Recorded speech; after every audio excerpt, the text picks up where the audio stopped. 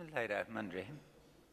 برادر گرامی جناب سالیس، برادر عزیز جناب استاد جناب رحمانی رئیس محترم ولوسی جرگه، محب فاسد هیئت رهبری ولوسی جرگه، تمام وکیل صاحبای محترم، تمام خواهرها و برادران، السلام علیکم و رحمت الله و برکاته. پس به شروع یک فصل نو خوش آمدید. من از جناب رحمانی صاحب هیئت رهبری ولوسی جرگه، از تمام وکیل صاحبا از خاطر تصویب بودجه دیروز از صمیم قلب تشکر میکنم. مننه کورم ودان خیراه است. حرفای من کوتاست. یک،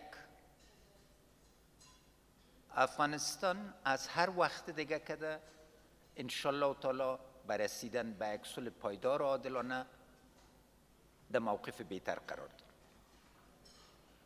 در این بخش در ماه‌های آینده امرای شورای ملی به صورت دوامدار مشوره صورت خواهد گرفت. در یک فرصت مخصوصا دناتو فیصله چه فیصله اون نکرله یو لوی پیغام ده او انشالله تعالی ده هغه خلکو ادعاګانې چې غوښته چې خلک ورته په ننوات لاړ سي او په تسلیمي ختمیږي.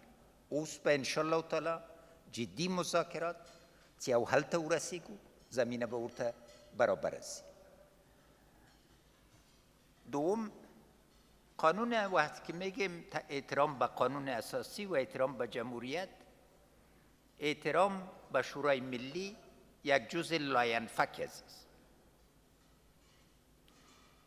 بدون سه قوه قانون اساسی در خطر می باشه.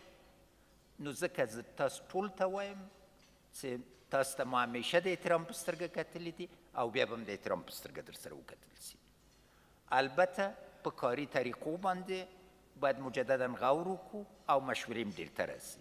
له هغه نظر نه سر له راتلونکې اونۍ نه زه به اول رهبري هیئت سره مشوره وکړم، پس له هغه ټول کمیسیونونو سره زه به یو په یو وګورم چې تاسو نظریات، تاسو د معقلینو نظریات او څه چې په زړه کې دي انشاءالله تعالی دې باندې په اساسي توګه فیصله وکړو او ضرورت د دې ده چې مینه ډېره سي. ځکه ولس د سیاسي قشر نه اتحاد غواړي او تاسې منتخب وکیل صاحبان د سیاسي قشر یو اساسي برخه یې، هر یو ته 15,000 10,000 40,000 نفر رایه درکړې ده. هغه رایې ته موږ په احترام ګورو او د هغه ویاړ کوو. نقطه دیگه، در بودجه سازی باید یک تغییر اساسی به جناب پایین است. من میخوایم امروز اعلان کنم که 2 ماه بعد از امروز پروسه بودجه سازی به صورت مشورتی کلی سرتاسری ملی از طرف شما آغاز میشه. معیارها باید بسیار مشخص باشه، واضح باشه و همه اسناد وزارت مالیه در ملای عام باید قرار داشته شود که مخصوصا توجه به امهای فقر و استفاده مؤثر و سریع از منابع داخلی ما که ما طرف پای خود استاد شد. نقطه بعدیم دهیست که کنفرانس جنیوا فضل خداوند موفق بود. 13.5 میلیارد در فکر کس نمیگشت، میگفتن اگر 2 میلیارد به زیاد است، اما این مشروط است. از این جهت همکاری سرتاسری شورای ملی را کار داریم که تعهدات را که به ملت خود و به جامعه بین‌المللی دادیم انشالله تعالی انجام شود. بازم همه را خوش آمدید میگیم. شروع یک فصل نو همکاری را امروز آغاز میکنیم و با هم انشالله خواسته های ملت افغانستان عملی میکنیم. تل دیوی افغانستان، یشسن افغانستان، زنده باد افغانستان، پاینده باد پارلمان افغانستان. بسم الله الرحمن الرحیم. جلالتمآب محترم رئیس جمهوری اسلامی افغانستان، معاونین محترم ریاست جمهوری جناب دکتر صاحب محب، جناب دکتر صاحب فضلی، وزیر صاحب مالیه، وزیر صاحب پارلمانی جناب شهباز صاحب، وکلای محترم با عزت مردم افغانستان، خوشحالم که امروز شما وکلای محترم با جناب جلالتمآب رئیس جمهور افغانستان یک جا ملاقات می نماییم.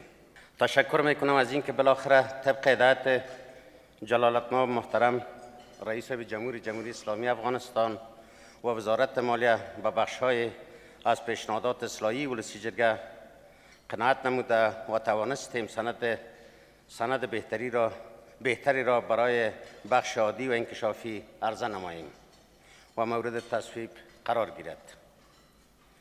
جلالتمآب رئیس جمهور آنچه ولسی جرگه انجام داد جز از مکلفیت‌های قانونیش مطابق به هدایت شما در راستای مبارزه با فساد، حیف میل شدن دارایی‌های عمومی بوده، هیچ انگیزه سیاسی گروگانگیری‌های شخصی موجود نبوده و قصد عملی سازی نیت نامقدسی که خدای ناخواسته به نظام آسیب برساند وجود نداشته است. تفاوت دیدگاه‌ها میان وزارت مالیه و ولسی جرگه روی بودجه بخشی از زیبایی‌های دموکراسی و تفکیک قوا می باشد. هیچ فرد و نهادی نباید آن را به اختلاف و بیگانگی میان قوای دولت تعبیر کند. با تصویب بودجه امروز دروازه جدید از همکاری‌ها میان حکومت و ولسی جرگه گشوده شده است. ولسی جرگه همواره از موقف دولت در قبال مسائل مهم ملی به شمول صلح، مقابله با ترورهای هدفمند، مبارزه بر علیه فساد، حکومتداری خوب و اصلاحات در ادارات حمایت نموده و خواهان مشروعیت بخشیدن به رهبری سکتورهای مختلف به شمول وزارتخانه‌ها می باشد. جلالتمآب رئیس، روزهای سخت را پیش رو داریم. با در نظر داشت توقف گفتگوهای صلح و بهانه‌گیری طالبان یک جا با افزایش جنگ و تهدیدات تا خشکسالی، فقر روزافزون، هم اعضای ولسی جرگه خود را با نگرانی‌های شما و دولت شریک دانسته و اعلان همکاری می نماییم. انتظار ما این است تا در تحکیم روابط و شیوه بهتر اعتمادسازی توجه جدی شود تا خدای ناخواسته یک تعداد افراد کوتاه‌فکر با تحلیل‌های غرض‌آلود تفاوت نظر میان هر یک از اعضای ولسی جرگه و رهبران حکومت را به دشمنی و اختلاف شایع نمایند. همچنان توقع داریم تا مقام محترم ریاست جمهوری به طور مستقیم در هماهنگ‌سازی روابط و ایجاد اعتماد بهتر برای حفظ عزت خانه ملت و وکلای محترم هدایت‌های جدی را عنایت فرمایید تا از فرصت‌های موجود با شیوه مؤثر آن استفاده صورت گیرد. هرچند برخورد تعداد از ادارات حکومت با وکلای محترم هنگام مراجعه آنها قابل انتقاد است، اما باور داریم که با هدایت جناب شما رفع خواهد شد. ولسی جرگه در انتظار گشوده شدن مناسبات بهتر با حکومت و احترام گذاشتن به حیثیت خانه ملت می باشد. ما باور داریم که طالبان عامل اصلی توقف گفتگوهای صلح می باشند و با گذاشتن شرایطی که نه برای مردم افغانستان قابل قبول است و نه هم سبب آمدن صلح می شود، میز گفتگوها را ترک کردند و دنبال این هستند که منافع گروهی خود را بر مردم ما تحمیل نمایند. جناب رئیس، بار دیگر تاکید می نمایم که ما در شرایط دشواری قرار داریم.